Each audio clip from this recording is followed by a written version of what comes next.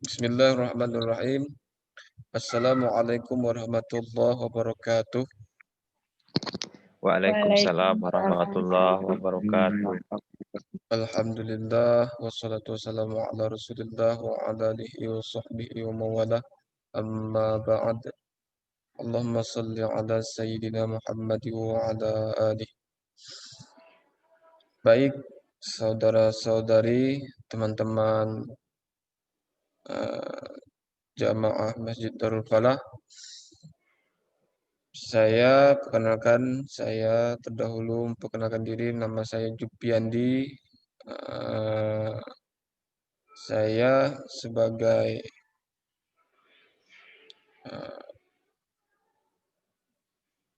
konselor ingin berbagi atau kepada teman-teman yang ingin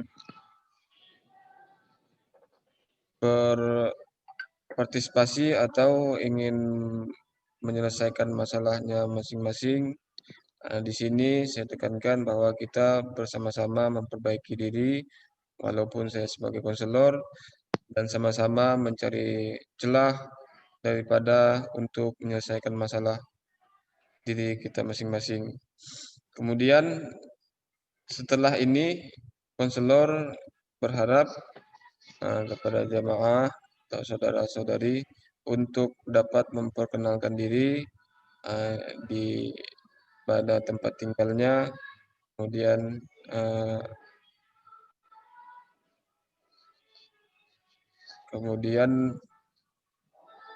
untuk sekolahnya, tingkat sekolahnya, dan memiliki masalah apa untuk dientaskan.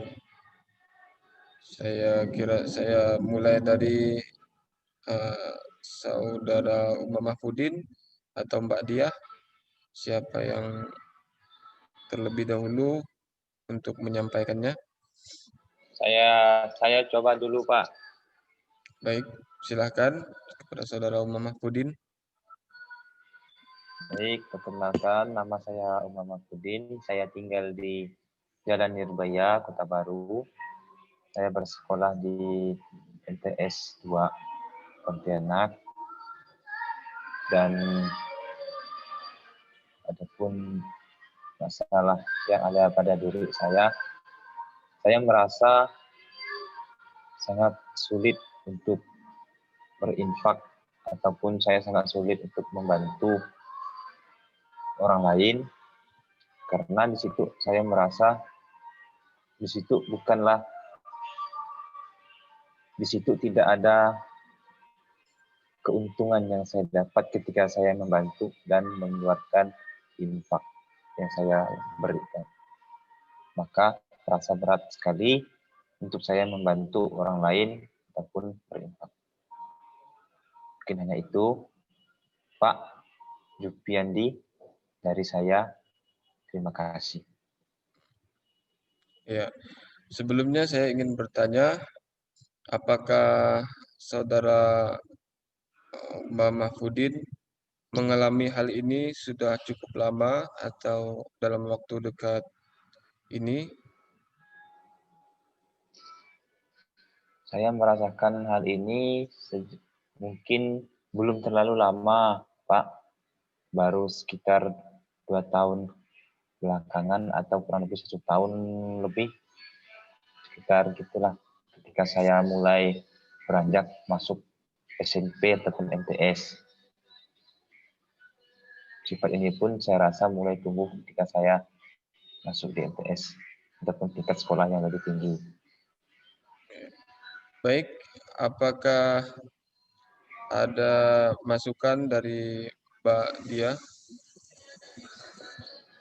mengenai permasalahan saudara Umar Mahfudin? Bisa ditanggapi atau mengenai kesukaran atau susahnya menjalankan niat berimpak dalam dekat ini?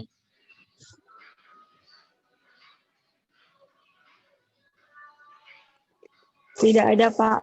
Oh, tidak ada. Baik.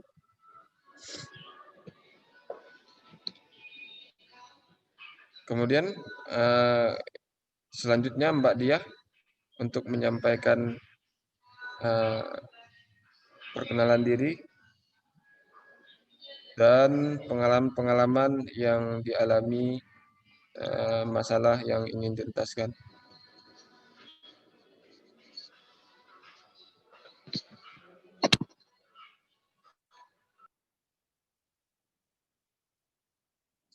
Baik, pada Mbak Diah saya persilakan. Baik, Bismillahirrahmanirrahim. Kenalkan, nama saya Dia Kartika Sari. Saya tinggal di Tanjung Milir, sekolah di MTS 2. Masalah saya saat ini yaitu saya merasa tidak peduli sama teman-teman atau sama tetangga di sekitar gitu, Pak. Kurangnya rasa peduli gitu. Itu aja sih, Pak, Apakah motivasi. tadi Motivasi saya sih supaya saya tidak begitu lagi gitu, karena kan ya kita kan sama manusia kan, harus saling tolong menolong gitu. kemudian apakah hal yang dialami Mbak Diah cukup lama atau dalam akhir-akhir ini yang dialami masalah ini?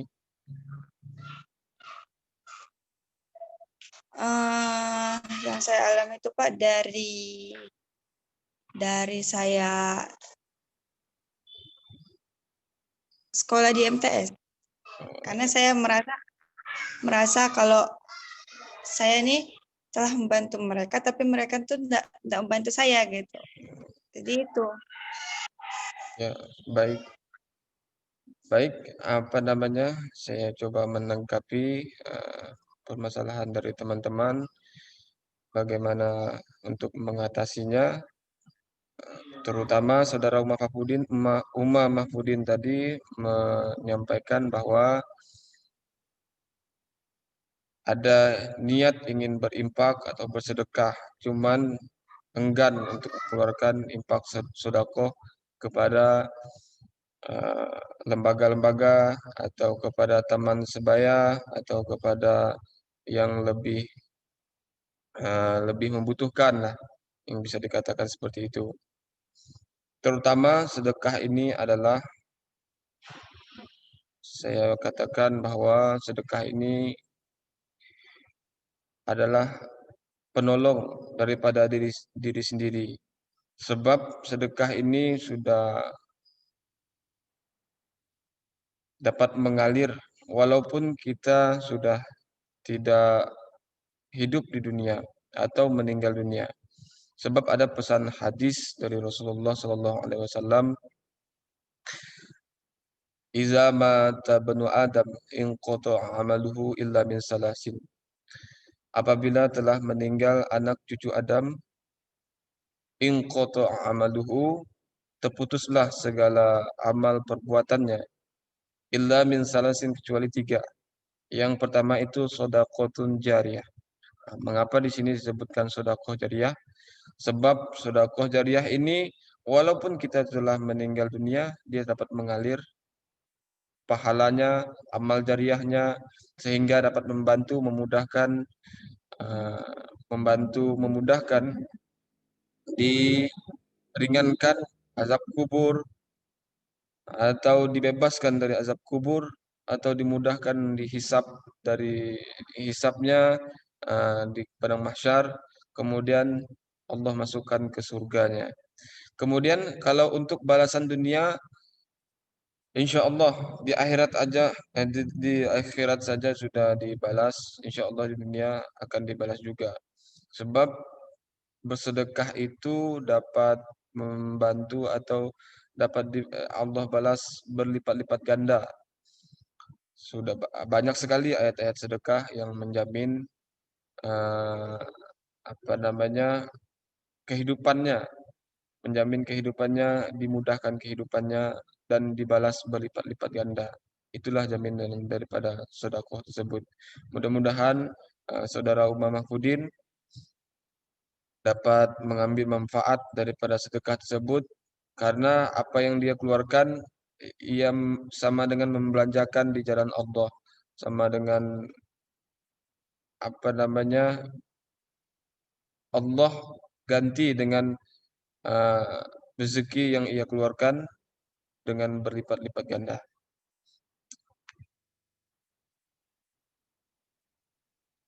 Mungkin ada dari saudara Mahfudin, ada yang mau Tidak ada, Pak. Hmm. Terima kasih. Baik, kita pindah ke permasalahan Mbak Diah. Permasalahan Mbak Diah tadi itu susah ya menolong dalam melakukan pertolongan kepada orang-orang terdekat ataupun orang-orang yang dikenal maupun yang tidak dikenal. Bagaimana? Seperti itu ya tadi. Iya Pak, kurangnya rasa ingin menolong orang gitu. Ya.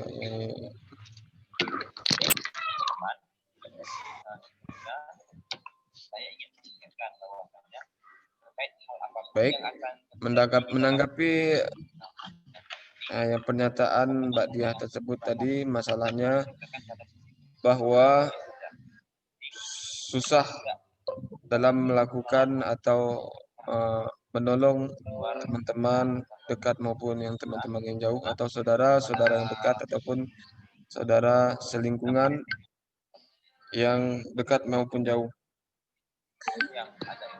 Di sini pertama konselor saya sendiri mau mengungkapkan bahwa